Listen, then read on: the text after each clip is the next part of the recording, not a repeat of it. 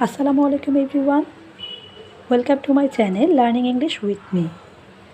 আজকে আমি ইংলিশ গ্রামারের অন্যতম ইম্পর্টেন্ট পার্ট প্রিপোজিশন নিয়ে একটি শর্ট ভিডিও নিয়ে এসেছি তোমাদের জন্য। আজকে আমি প্রিপোজিশন পার্ট 1 এর প্রিপোজিশন ইন সম্পর্কে আলোচনা করব। চলো তাহলে শুরু করা যাক। যেসব ক্ষেত্রে প্রিপোজিশন ইন বসে বা ব্যবহৃত হয়, বড় স্থান দেশের মধ্যে বোঝাতে ইন বসে, যেমন he lives in America।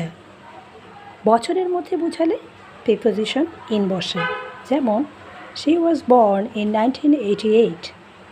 সপ্তাহে, মাসে অথবা বছরে একবার বোঝালে প্রিপোজিশন ইন বসে, যেমন Robin comes here once in a week.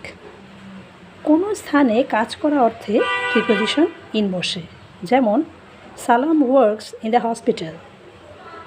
গতিশীল অবস্থায় গাড়িতে চড়া অর্থে বোঝাতেও প্রিপোজিশন ইন বসে, যেমন get in the car soon. That's all for today. Thank you for watching my video.